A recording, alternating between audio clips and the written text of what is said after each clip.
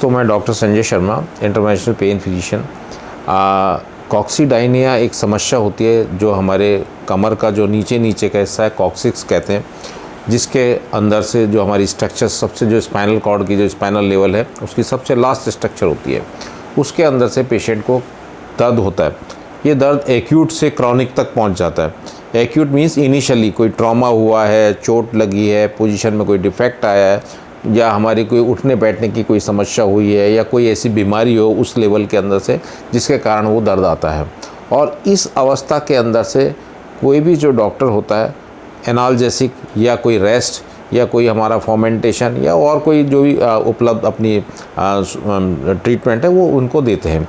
लेकिन इन सब के बावजूद भी पेशेंट का जो दर्द है वो ख़त्म नहीं होता। उस दर्द को आइडेंटिफाई हमें करना ज़रूरी होता है। उसके लिए सिंपल बेसिक जो डायग्नोस्टिक मॉडलिटीज़ है, पेशेंट का एक्सरे कराया जाए जिसमें सैक्रोकॉक्सिजियल रीजन नज़र आ जाए, उसका अलाइनमेंट, उसका एक्सिस, उसका डिस्प्लेसमेंट, वो सारा प्लेन एक्सरे के अंदर नज़र आता है।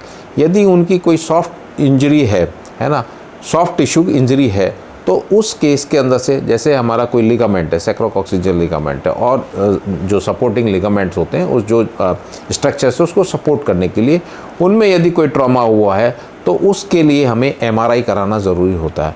तो पहले यदि आप इनिशियली कोई पेशेंट है जिसको एक्यूट पेन हुआ है तो पहले अपने डॉक्टर से जाके कंसल्ट करें और उसका रीज़न पूछे कि हमें क्या है और इसमें क्या सावधानी रखी जाती है। मेडिकल ये अक्सर 90% जो केसेज होते हैं जो दर्द के होते हैं मेडिकल ट्रीटमेंट से सही हो सकते हैं। इसमें सर्जरी की बहुत मतलब ज़रूरत नहीं पड़ती तकरीबन इसमें। तो मेडिकल ट्रीटमेंट में यदि आपको सेफ्टी मेजर जो बताया जाता है कि आपको ऐसे उठना है, ऐसे बैठना है, ये सावधानी रखनी है, हमारा प्रेशर नहीं पड़ना चाहिए, इन सब चीज़ का ध्यान रखें।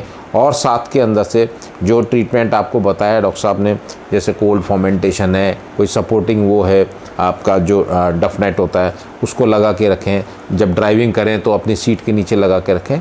उन सबको भी एक ट्रायल के लिए समय देना चाहिए। यदि उसके बावजूद भी यदि आपका दर्द ख़त्म नहीं होता 3 मंथ तक, मीन्स हमारा क्रॉनिक पेन में डेवलप होने से पहले, तो एक क्वालिफाइड डॉक्टर के पास में जाएं और उस चीज़ को असेस कराएं। आपका एमआरआई क्या कहता है, आपका एक्सरे क्या कहता है, कि आपकी मस्कुलर इंजरी है या आपकी बोनी इंजरी है, उसको आइडेंटिफाई करें। यदि हमारा जो जॉइंट है, सैक्रोकॉक्सिजियल जो जंक्शन होता है, उस जॉइंट के आगे की साइड हमारा एक स्ट्रक्चर होती है, नर्वस स्ट्रक्चर, जिसे हमने गैंग्लियन इम्पार कहते हैं, वो वहाँ से जो सारा जो दर्द का पार्ट है, आपके लैट्रिन वाले रास्ते के अंदर भी दर्द करेगा, आपके बटक्स में भी दर्द करेगा, उसका रिले सेंटर है। तो जो पेन फिजिशियन होता है उसको आइडेंटिफाई करता है, कॉन्ट्रास्ट डाई डाल के उसको असेस कर लेते हैं कि हमारा जो गैंग्लियन का स्ट्रक्चर है, और उसमें डायग्नोस्टिक ब्लॉक करते हैं पहले। इसमें जाइलोकिन हमारा एक लोकल एनेस्थेटिक होता है, प्लस कोई भी स्टेरॉयड जैसे ट्राइमेसिलोन, मिथाइलप्रेडनिसोलोन, वो डाल के उसको देखते हैं। और 24 से 48 घंटे के अंदर पेशेंट को आराम आ जाता है। तो उसको ज़्यादातर केसेस में डायग्नोस्टिक ब्लॉक से भी आराम मिल जाता है।